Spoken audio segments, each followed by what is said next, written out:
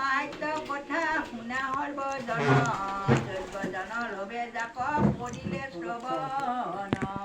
পুস্তক সম্বন্ধী বুলিলন্ত ঋষিগণ গীতাৰ মাহাত্য কথা কৈয় তপদন এতিয়া গীতাৰ মাহাত্য আমাক শুনবা দিছিল এই কি বুলি কয় ঋষিক কৈছিল গীতাৰ মাহাত্য কথা কৈয় তপদন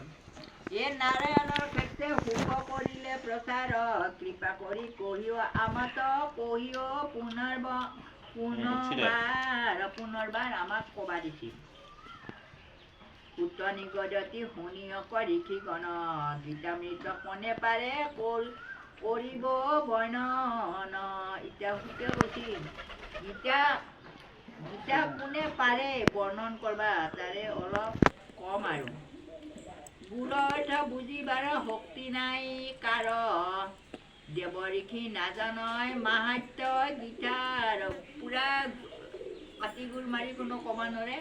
আনকি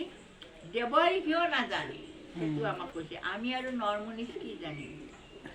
কিঞ্চিত জান মাত্ৰ কৃষ্ণ ধনঞ্জয়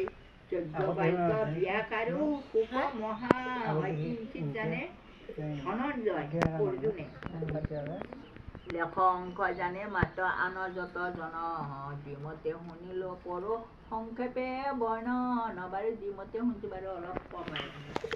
গাভীৰূপী বেদ বৈশ্যৰূপ ধৰি তাক অৰ্জুনে প্ৰিয় এতিয়া হৈছে গাই বৈশ্য হৈ অৰ্জুনে এই দৰ্জাখন জপাই দিব লাগিছিলে